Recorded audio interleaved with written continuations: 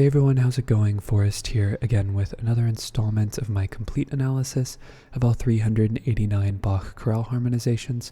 Today we're going to be looking at Lobt Gott ihr Christen allzugleich, which translates to Praise God, you Christians, all together.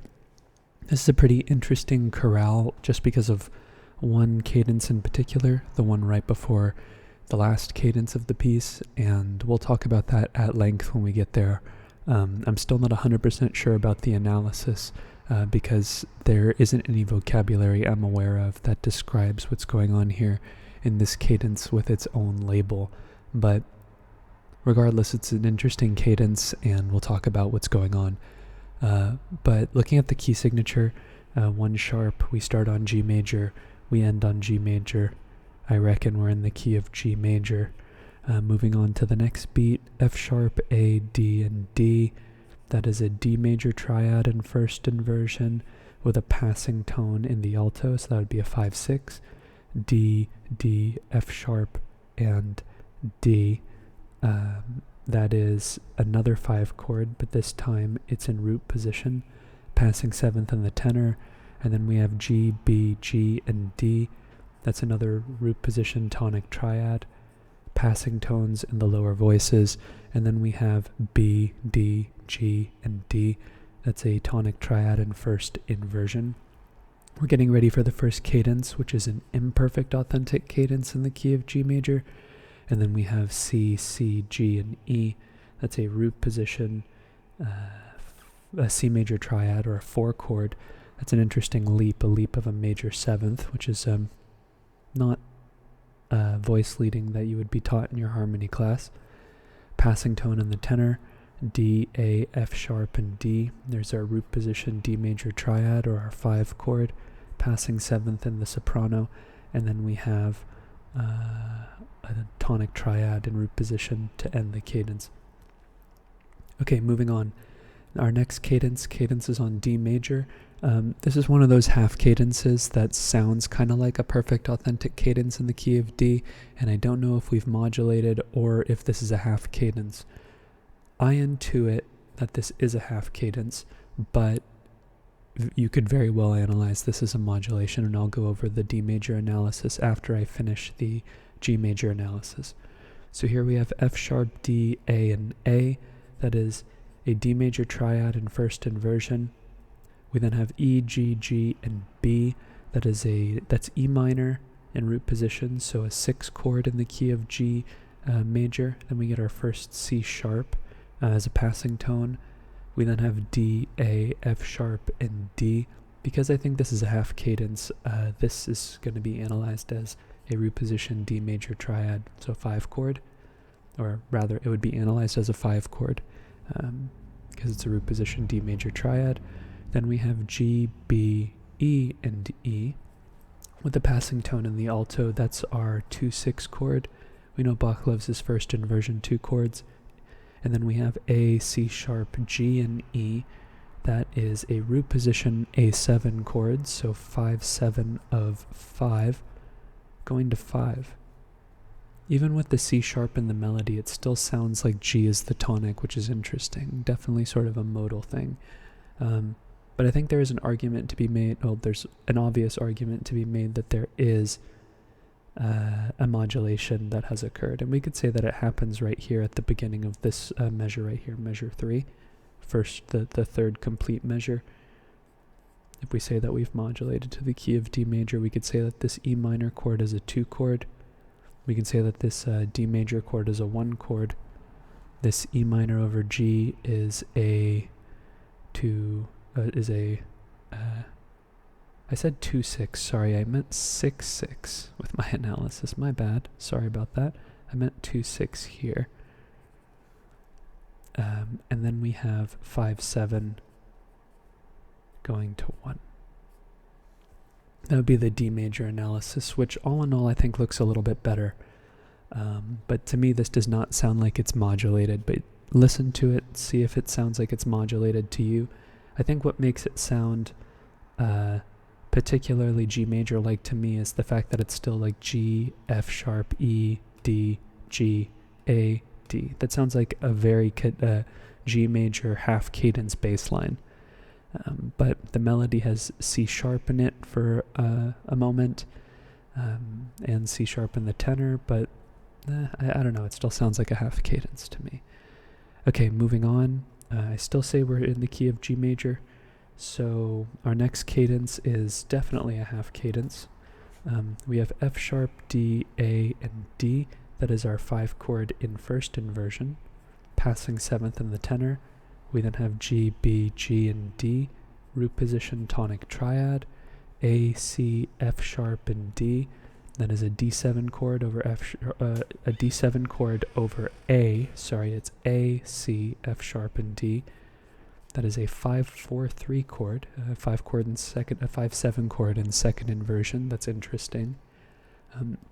It's interesting because we don't see 4-3 chords all that much. I'd say that of all of the 7th chords, second inversion 7th chords have been the least common.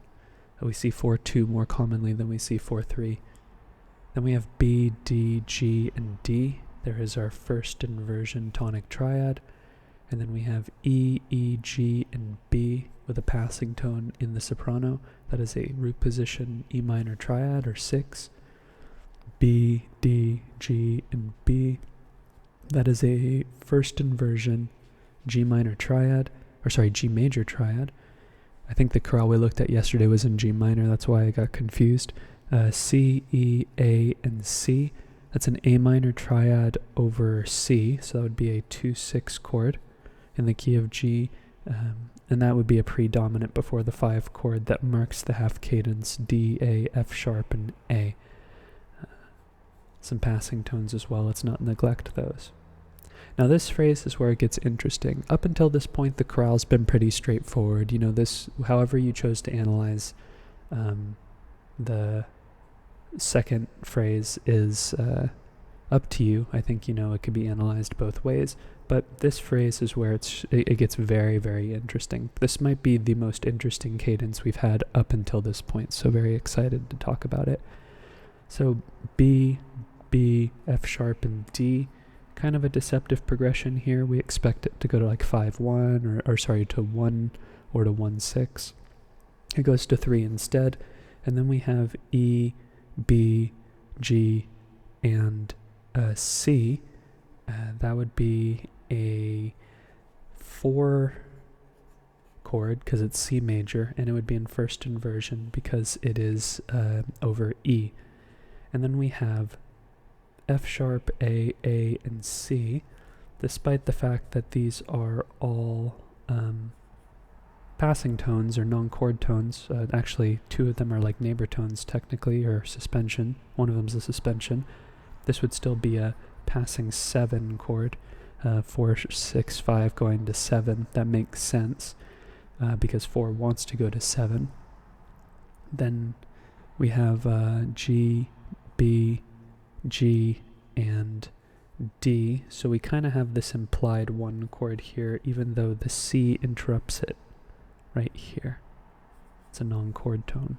In contrapuntal sections, you have to do the best you can by pulling apart or extrapolating the chord tones that you can find. But this is a very a contrapuntally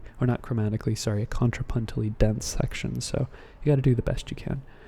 Then we have D, D, G, and A, and this is definitely a suspension, but here's where things get kind of wacky. This is obviously an implied 5 chord, but instead of what Bach would have done, which is where he would have resolved it on the next beat. We know that Bach's suspensions in this chorales can sometimes be like a downbeat of a chord without the third, and then a downbeat of the chord with the third. He changes the bass. D sharp, C, F sharp, and A. It's now a fully diminished 7th chord. 7-7 of 6, right? Because D sharp is the leading tone to E minor. And then here it sounds like the melody goes to E minor. So I'm going to say that we've modulated to E minor here. And this is actually just 7-7. And then we go to 1, which would be the same as 6 in the key of G major. Passing tones in the outer voices. We then have G, E, G, and B. That's just a tonic triad and first inversion. Passing tones in the outer voices again. And get this, we don't cadence on B major, we cadence on B minor. It sounds like I think there are a couple of different ways that we can go about theorizing what's happening here, because in the key of E minor this would just be a root position lowercase 5 chord, but that doesn't look like a very something that I've never encountered in my time with music. Really, I've never analyzed a cadence that has had a minor 5 chord, at least in tonal music. I can't say that for any of the Renaissance music I've looked at we've had any minor 5 cadences. It's very possible. It's much more possible, actually. But what's weird is that it doesn't sound like a half cadence because it's not cadencing on the dominant, which plays much more of a role in the half cadence than it just being the 5. It's the quality of the chord that does it. It almost sounds like this cadence is in the key of G major, and we do continue with this idea of 6. Sorry, I almost wrote 6/6, but in reality the next one is 6. And then we cadence on 3 instead of 1, and it would have just been this kind of 6-1 cadence where we were deceived because it sounded like it was supposed to go to 1, but instead it goes to B minor, which would be a substitute for 1. So as far as the way the cadence sounds to me, I'm thinking about the labels of the cadences, right? Is it a half cadence? Is it a deceptive cadence? I don't know. There are elements of both, but I think that it's a deceptive cadence because I was expecting something other than what I got. We have a 6 chord, and if we look at the chords in between, we have F sharp, B, G, and A. That's not really analyzable. And here we have A, E, G, and C, which in and of itself, I guess, could kind of be a 4/7 chord, and that could have led to a plagal cadence in the key of E minor, but I got something that I wasn't expecting. And it's really interesting that Bach chose to harmonize this way because it's not very intuitive to the harmonic conventions of the time. This sounds very modal.